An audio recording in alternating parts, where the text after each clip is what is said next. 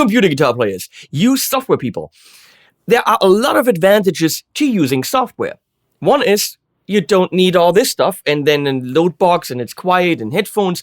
And usually you have access to gear that you would very likely not have access to because of volume, space, finances, the wife, the husband, the neighbor, the mom, who knows? Nowadays, these packages get very, very in-depth. And one of such in-depth, give you everything on the planet and more, is Amplitube. And Amplitube has been around for a while. It has been around for 1 while, 2 while, 3 while, 4 while, and now the 5th while. Amplitude 5 is out. I recently reviewed Amplion 2 Rock Essentials from Audified, which is a great piece of software. And the thing that makes Rock Essentials great is the one thing that Amplitube doesn't have or doesn't do. Rock Essentials is simple. It's straightforward. It's devoid of options, which is a cool thing to just get the job done. And if you want to get the job done with Amplitube, you can dial in a couple of presets, but generally, it's information overload. It's the thing that I criticize in the Helix. The Helix is a great piece of gear, but who wants to go through 150 amps in a list? Now here, that list is a little bit easier to digest because the interface is really great. And talking about the Helix, I'm going to say this right away, and not just because I'm getting paid by IK Multimedia to make this video. I also usually get paid by Line 6 to do videos, so who do I love more? Well, they're paying the same amount of money, so it doesn't really matter. I do think that Amplitube is better than Helix Native. I do think it is. But it has the same flaw, which is it has a shit ton of stuff. So let's look at the shit ton of stuff. The interface is pretty cool. So let me explain the basics to you. We're looking at Amplitube 5 Max, which is about €380, and it literally comes with everything. It also comes with all the collections.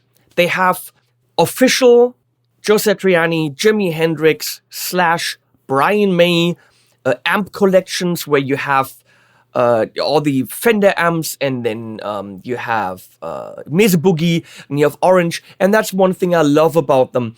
They do work with the manufacturers. The manufacturers do get paid from this. It is not software modeling hardware, and the hardware people get shit for it. The reason why you want this, why you want it to look that way, is because Orange spent years instilling that gas in you, that gear acquisition syndrome. The reason you want an Orange is because you like Brent Hines? I don't know. I can't even think of his band. Damn it. The Orianthi. She plays Orange. So you want it because of that. And Orange worked on that relationship. And Orange put a lot of work into defining what Orange stands for. Then if a company goes and copies it digitally, they're marketing that want from you. Does it make sense? And they're piggybacking on all the work that the company has done. IK Multimedia isn't. They work with the manufacturers. They value the work they put in. So Orange does get something from this, and I love this. So there are these collections, and if you go into the presets up here, you can go to collections, and there's Brian May, Dimebag Darrell, Fender 1, Fender 2, Fulltone, Jimi Hendrix, Joe Satriani. Don't know how much Fulltone is still, cool. Leslie. Hey, Leslie, you're in here. Obviously, that's a Leslie and not Leslie. It's actually the Leslies with the built-in, the whirly caps, but with the built-in amp. And then there's the Mesa Boogie collection. There's the Metal collection, the Orange collection, the Slash collection. Interestingly, in the Slash collection, Slash is allowed to sell his Marshalls, and therefore it says Marshall. However, when it's a not in the Slash collection Marshall, they're not allowed to write Marshall on it. It's very interesting in terms of licensing and stuff. Just to give you an idea of the stuff I think about, because I do think about this stuff. And then there's the SVX, and then there's the is it was it MPEG? And what is that?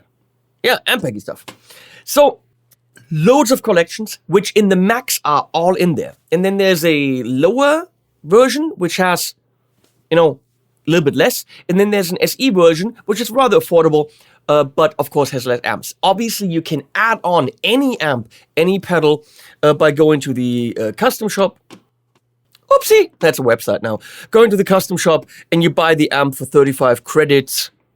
I don't know how much credits, what credits are and how much they're worth. I have no idea. Oh, dollars. You can switch it to dollars. Okay, and then each amp is 35 bucks. Roughly. That's cool. Considering that Universal Audio wants about 200 for an amp. They're good, but come on. Close this. So this is how it works. You get the Max, it's all in there, or you buy the individual lower packages and then buy exactly what you want. Do you need all this stuff? Let's see what all this stuff is. I'm on the amp pane right now. And we have the Fendery stuff. Loads of different ones. There's the Leslie stuff. There are the Mesas. No? No, that's... No. That looks like a Mesa. American Clean. Oh, that's a twin. That's a little Fender something. Don't even know what that's supposed to be. It's a solid state, okay. And here is Leslie stuff. Here are the jazz choruses. Dr. Z is one of the collections. Here we have metal stuff. This is now Crunch. There's Orange. Is that a Crush? Whoa, no, it's an AD. THD, and again, officially worked with THD. The Brian May is interesting because they probably set it up the way Brian May set it up, and then you can't do anything other than volume, which is clever because you want the Brian May sound. This is actually very interesting. RJ Ronquillo did loads of videos on it, so go and watch his channel. This is a little transistor-y, kind of little recording DI amp from the 80s or early 90s, and Joe Satriani used it to actually record stuff with it, and so did, was it Def Leppard? Some people really use this rocking rock something. It's in there. I mean, it's ridiculous how many amps are in here. Like, literally ridiculous. Ridiculous up to the point where you don't even know anymore which one you want. Unless you really have your favorite band and you know exactly what they use. And then you maybe use that to get the sound. However, how close does it get? Maybe something that's not exactly what the band uses in software would get you actually closer. Engel, official Engel stuff. Jet City, because I work with Jet City as well as Soldano. And look at it, it just doesn't stop. So we're going to go to Clean Champ, for example. So there's a preset here.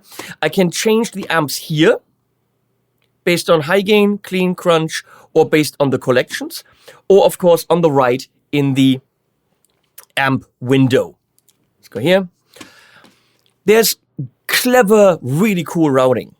I can go in mono and then stereo out, whereas the stereo out is really just the room mics. I can go in mono and then go have a double chain to go out stereo. So now I have this amp and this amp differently mic'd, and then it's running through a whole room simulation, and I can have this amp set up this way, this amp set up that way, have them stereo, everything's possible. Or I can have a triple setup. 3 different amps, different effects, different rooms, different caps, all then summed together in stereo. Or I go in stereo. Right now I was going in mono as you would with the guitar, but let's say you have, like I have on the table right here, an Eventide Ultra Tap, which is stereo. So I could go into the computer with this in full stereo and then actually run in Amplitube through a full stereo line. So that's what that stuff means on the left. You have a tuner, which is actually pretty good. Can turn that on, and there's even, you can see it at the bottom there, and there's even an advanced mode that shows you crazy shit. So having a built-in tuner, nice. You can turn on DI, which is pretty cool, because right now you'd be recording one side fully mic'd, but if you want a backup DI signal to later then put a different Amplitube on there to fiddle around with the sounds, you can always turn on DI, and in the back here it goes DI, pan that to the right, pan one to the left, 2 individual tracks. Really nice. So see, this is where it then splits. So how do I get a pedal in there? Let's stick with our mono line. Very simple. You go to pedals, and the whole thing starts over where you have ridiculous amounts of pedals. It is information overload and option paralysis. I love you guys, IK Multimedia, but you're giving us too much. Well, maybe that's what the SE version is for.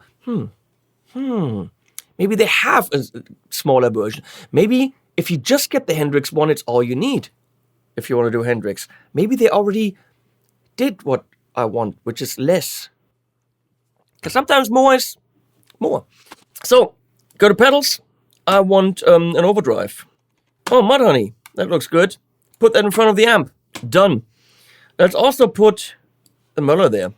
Let's turn that off. Done. Obviously, you can also switch all that with MIDI if you have MIDI foot switches and if you wanted to use it live, blah, blah, blah. Doable.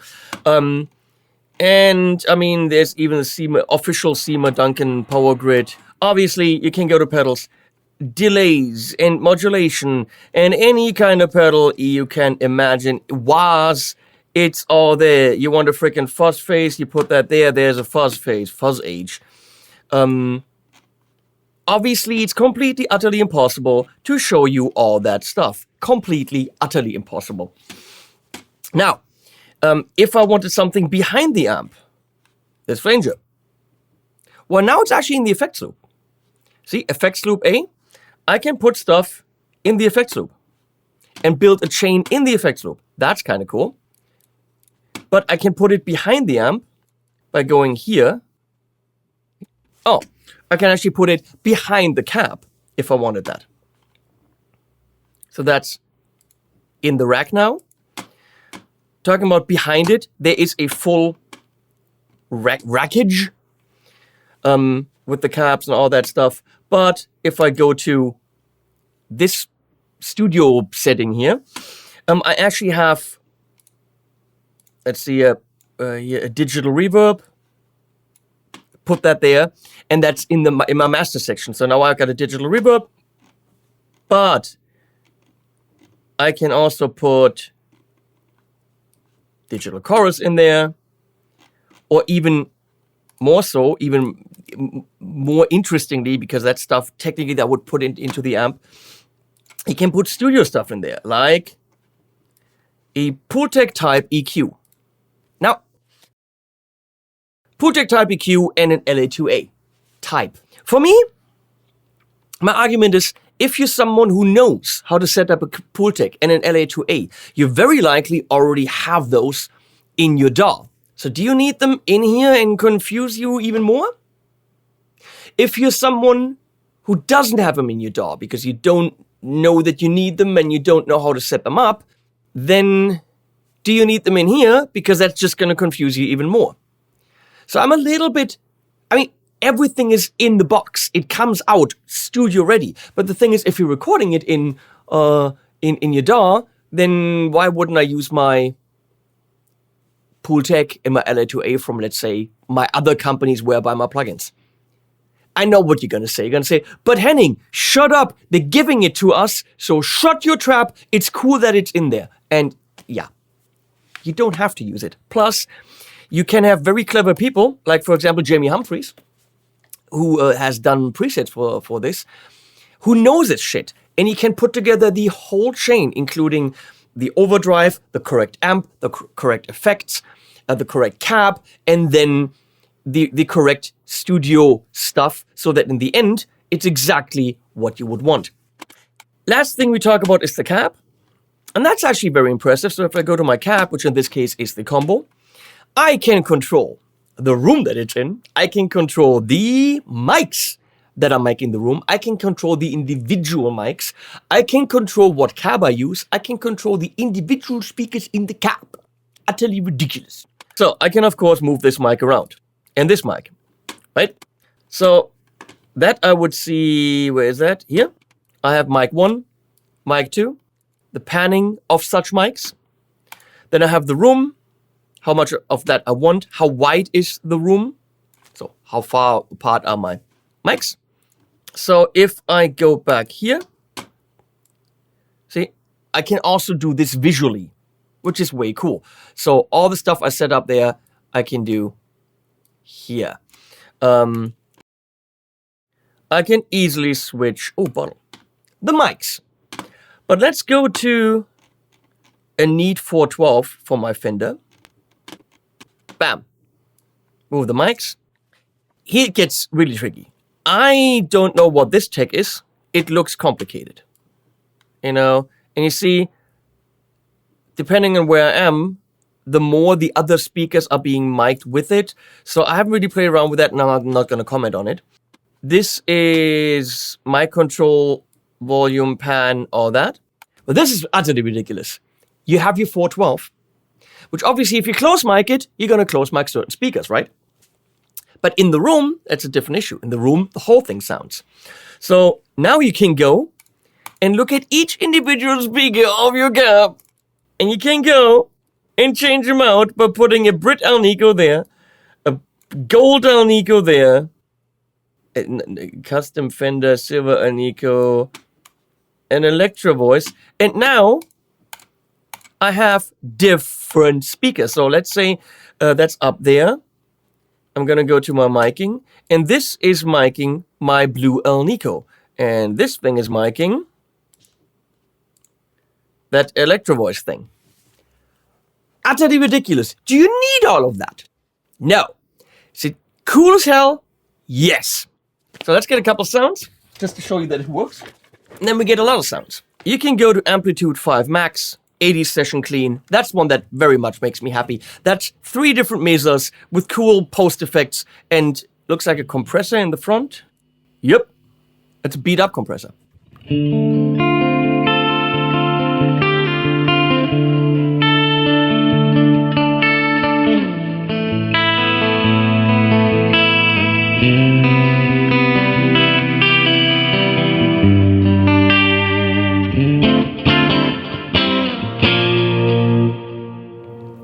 And realistically, Bob's your uncle, you're done. Holy crap, what a sound.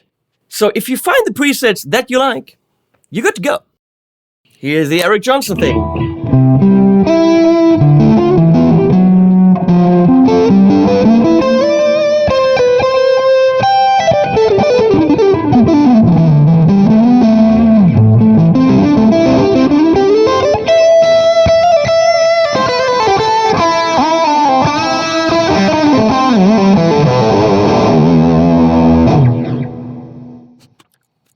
And you can work yourself through all these, Satriani discography. If I remembered how to play Satch Boogie.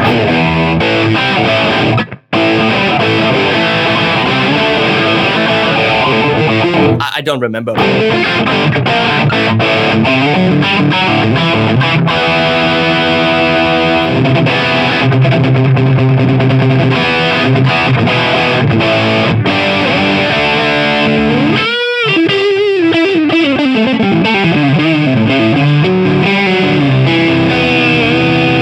The way I have it set up, by the way, so that I have low latency, is I'm going into the Apollo on the high Z input, going into Cubase, and I have this on the input so that everything I do gets recorded, and I'm going onto a stereo track, which is on monitor, but I'm not going out of the Cubase master because it would be delayed and add more latency through all the master plugins I have on there. No, it's going out for monitoring out of a virtual output, and that is how you speed up the latency. So then here's the custom shop. Here we got the Engel stuff.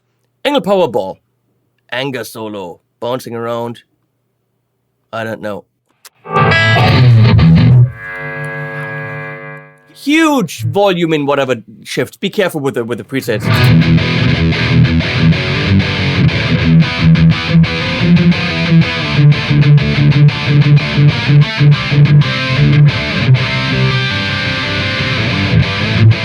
And that brings me to one point of bitching. And I will go into this later on. I found a preset that I'm playing in a bit called James and Kirk. It's a preset that in no way whatsoever would be used by James and Kirk. And you can't work with that. Same with this preset. Yeah, it's fun. You're sitting in front of the speakers and it's pumping and that's all good. But it's not something you would record. It's something that you think, if you don't know what you're talking about, they would record. But all that low end...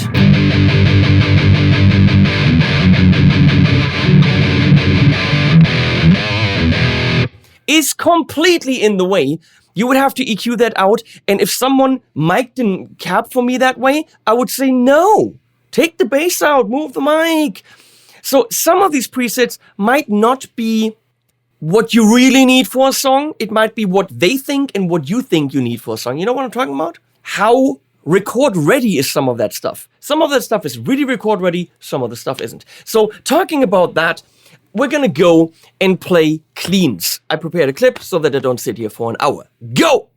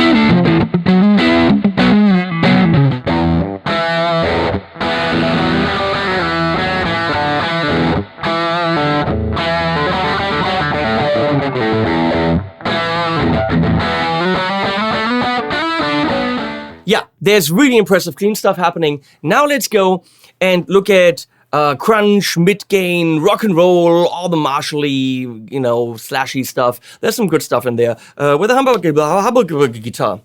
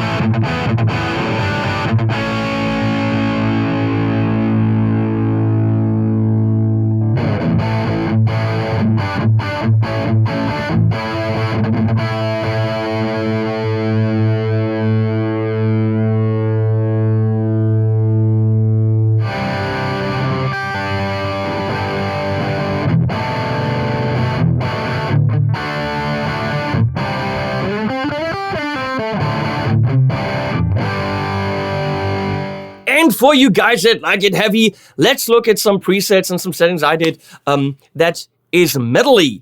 Let's matcha!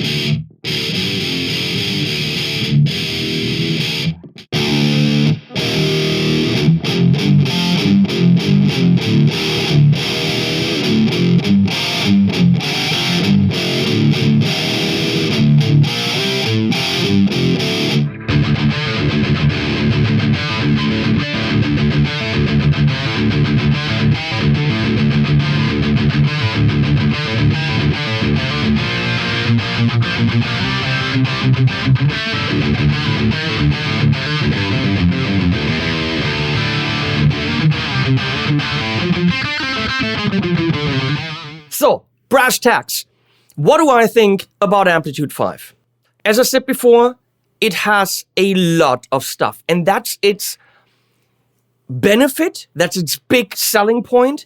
But to get stuff done, it's also, you might get sidetracked just fiddling with mic positions on cabs instead of making music. So be careful not to get sidetracked. Maybe make yourself 2, 3, 4 presets and then roll with those. And don't get sidetracked with all this stuff. I told them, go and give me the function of graying out or completely removing stuff from the list. So let's say I would never need this BMDK, whatever that is. I would like to right click on it and say, take it out. I never want to see it again. And that way you would actually make your own preference of the stuff you see and the stuff you don't see. And I think that way you get more work done. Let's get into bitching and then into positives. As I said, some of the presets are what you think or what they think you would like, but not really stuff that is in any way usable. Whereas some of the presets are very usable. It ranges from, this is never going to work in a mix like the James and Kirk rhythm sound, never, to, whoa, this is utterly ridiculous, like that 80s sound and, some of the slash sounds, bam, right there, kick-ass rock and roll. So, not all the presets record ready. How realistic are a lot of the amps? I mean, there are loads of different deluxe reverbs, and we can talk about what deluxe reverb sounds like, and then you put 5 in a room, they sound different. So, I don't know. Since it says Fender on it, I'm pretty sure Fender wanted to make sure that it's as close as possible, and they are good. The one thing that did surprise me is this. I've reviewed the SLO, and I gotta say, this one sounds nothing like it. On the SLO, you put the clean channel to crunch, and then you're still on the clean channel, and then you crank that up, and you have a super thick, mega massive drop D power wall. And here, it's just this slight overdrive. Something is off. And it always sounds very muddy and dull. So I don't know what happened there, but for me, the Soldano isn't hitting it. That's the one thing where I really had I know what it's supposed to sound like, and it wasn't doing it. I wasn't getting the leads and the cream and the brightness that I wanted. So I don't know what happened there. So don't buy it for the Soldano. That's all I'm saying. Okay, that's my bitching. Positives. Now, this is over $400. That's 3 amps, 6 cabs, in a pedal, and it does a good job. But it's over $400, and it's hardware. Strymon Iridium, over $400. Pod Go, $500. I mean, realistically, anything in hardware modeling is more expensive than this, and possibly as good or not as good. Definitely in terms of user interface, this beats any kind of modeler. Well, maybe not this because this doesn't have user, it just has a couple of knobs. But realistically, this has everything and the kitchen sink and the presets and all that stuff. And very easy to just get around. Okay, I don't want this. So remove this. It even has the Brian May pickup selector on the Brian May stuff, which is very cool if you don't have the Brian May guitar. And you put an envelope filter there. That's great. And I actually want a reverb. There's no reverb. I want a tape. I go in the effects loop, and bam, I have the tape in the effects loop. And when I put a reverb here, there's a graphic EQ. Delay, reverb. I want a 63 reverb there. We put that here. Bam. It's very simple. You go to the cab. You switch out this one speaker, which is utterly ridiculous. Oh, we never looked at the room. You can, of course, use tons of different mics, which are right there. And then I don't want it in this really dark room. I want it in the large studio. I might want it in the small studio. I might want it in the subway. Eat fresh. Not paid for. Bathroom. So that's great. Who is it for? Musician on the go on the laptop? With everything I have in this room? I'm not going to use that here. Because I have the real amps. I have all the real stuff. It would be an utter lie to tell you, yeah, I'm going to use it on a daily basis now. Because why? What I have here is as easy to use as this. I turn on any amp. It's going into any of my load boxes. I have a switcher on the table where I can switch between 16 different amps. I have the pedals on the table. I record. It's literally as easy as the software, but it's the real deal. Does it sound better? It doesn't matter. It's the real deal, and you're going to use the real deal if you can use the real deal, but you probably can't. Still, for me, to have it on the laptop, if I want to record something somewhere, obviously, yeah, I'm going to have this on the laptop. You could have this in a studio where you don't have all these amps. You could have this as a testing ground. And this is where we get to the next application. $380 gets you, well, pretty much everything in the guitar world, and studio and cabs. And if you're not 100% sure what to invest in, what is your sound? Did Dimebag Darrell use solid state amps? And what do they sound like? What settings might he have had? I don't know. So what I do is I go into Amplitube, I go to the collection, I go to the Dimebag Darrell collection, and I can see what they think, whoever made the presets, thought Dimebag Darrell used. We have an EQ with a lot of mids and highs, and then there's crazy distortion and the noise gate, and then these amps, and one of them has a flanger in it, and then we have these cabs, and we can even see what kind of speakers were in there. It's a teaching tool. You can teach yourself so much about how to build a guitar sound. Are you going to invest in a fuzz face? You might. If you use a fuzz face in here, almost exclusively, you know what? It might be a good idea to actually buy a fuzz face, because you obviously like it. If you find out that a fuzz face in here sounds horrible, maybe don't buy a fuzz face. What is a Muller overdrive? I don't know. You go, you drag it in there, and you play it. It's such a great teaching tool. It's such a great tool to get an idea of what does an orange sound like, what does a Mesa sound like, what makes a Fender Champ. For $380 or even less for the lower versions, You can't find a better compendium encyclopedia of guitar tone than this. Of learning the difference between a greenback and a creamback, of learning the difference between mic in the middle versus mic slightly outside. Yes, it's all simulation, but it's so damn close that you can learn a lot from it. And even more so, you can record with it. And you can record albums with it, and no one's gonna be the wiser. I recorded albums with James LaBrie from Dream Theater, Sebastian Bach, guys from Saga. I recorded them with a Pod 2. Pod 2, not the Bean, but the rack version. But oh my God, those were bad modeling sounds. Not a single review out of hundreds of reviews worldwide said, oh, Henning's guitar sounds suck. Well, if those guitar sounds didn't suck, then you can fully record albums with this thing and no one is going to bitch about the guitar sounds. If you're like, I'm gonna have my, don't be a tone snob.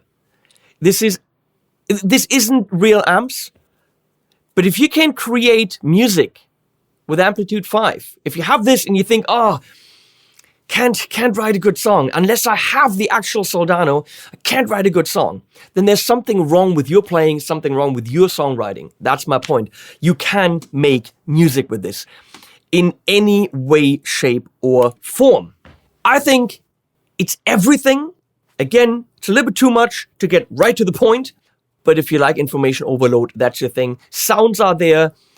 It's a wealth of information. It's a good interface. Spend about 2 hours with it and you know exactly what to grab. And it's relatively easy to do. And that's all I am going to say. What else do you want? I put links below. Thanks to IK Multimedia, who commissioned this video. And who also, by the way, sent me their extremely tiny... I got to show you these things. Speakers, look at these. Over in Studio B, I bought €100 Alesis speakers, which crap out at almost no volume. I don't know how Leslie sits there and listens to them. It's me talking, so she turns them down anyway. But in Studio B, I need better speakers. I said to IK Multimedia, hey, let's make a deal. I review the software, I get some speakers and some money, and that was the deal. They were happy about it. It's the iLoud. This is extremely tiny. Over in Studio B, I need something very small because there's almost no space at Leslie's workstation. And even though they're very, very tiny, they're a kick-ass sound. These are not toys. They're also not cheap. I think they're $700 for the pair. And you have full control. It even comes with measuring microphones, so you can measure them in. USB combo input. A really cool product for, I think Tom James from Elevated Jam Tracks also uses them. If you don't have a lot of space, but you want something good, and also, you know, something you can pack up and portable, light, comes with these angle stands. This is pretty cool. Just saying. Links to everything below. Thanks, Leslie, for switching. Animals at the end.